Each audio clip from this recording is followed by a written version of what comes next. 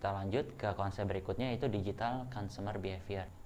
Nah, consumer behavior adalah studi tentang bagaimana individu, kelompok, dan ataupun organisasi memilih, membeli ataupun menggunakan produk, layanan, atau pengalaman untuk memenuhi kebutuhan atau keinginannya.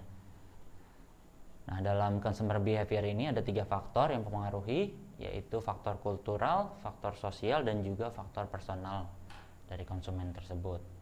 Faktor-faktor tersebut dapat menjadi petunjuk ya untuk meningkatkan dan melayani konsumen secara efisien dengan mengetahui proses pengambilan keputusan yang dilalui oleh konsumen saat ingin membeli sesuatu, serta faktor-faktor yang mempengaruhinya.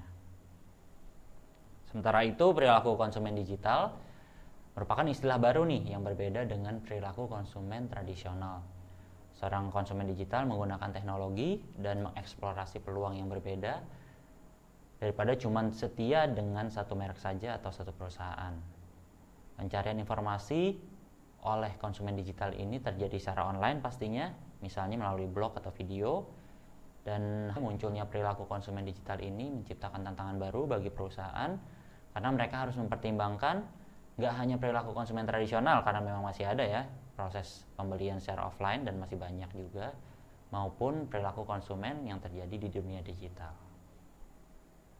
Konsep berikutnya adalah teori of reason action. Di teori ini menjelaskan bahwa perilaku dilakukan karena individu mempunyai minat atau keinginan untuk melakukannya.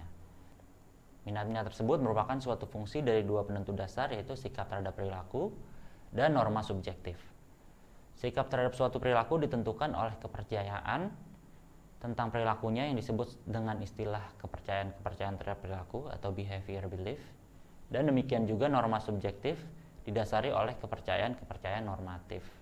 Nah, TRA dapat digambarkan pada gambar di bawah ini untuk memudahkan teman-teman memahami hubungan di antara variabel-variabel tadi yang saya sebutkan.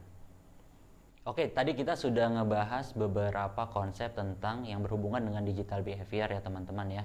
Coba teman-teman ingat lagi sebelum kita lanjut ke konsep-konsep berikutnya.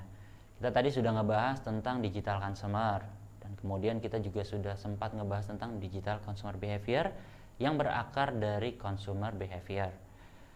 Dan juga teman-teman kita sudah ngebahas tentang konsep bauran pemasaran baru dari Tapscott, yaitu apa? Ya benar, ABCDE ya. Dan mudah-mudahan teman-teman masih ingat tuh singkatan dari ABCDE itu apa aja. Itu any place, brand, communication, discovery, dan juga experience. Nah, tapi untuk membuat teman-teman lebih paham lagi tentang digital behavior, rasanya belum cukup nih kita ngebahas cuman teori-teori tadi ya, atau konsep-konsep tadi. Kita perlu ngebahas konsep-konsep lainnya biar teman-teman lebih paham nih dan juga lebih mendalam pemahaman tentang digital behavior. Yuk kita lanjutin ya. Kita tadi sudah ngebahas tentang TRA. Maka selanjutnya yang berhubungan dengan TRA biasanya adalah konsep TAM ya, yaitu singkatan dari Technology Acceptance Model. Nah, teori ini adalah pengembangan dari teori TRA, digunakan untuk menjelaskan penerimaan individual terhadap penggunaan sistem teknologi informasi. Tujuan model ini adalah untuk dapat menjelaskan faktor-faktor utama dari perilaku pengguna teknologi informasi terhadap penerimaan penggunaan teknologi informasi itu sendiri.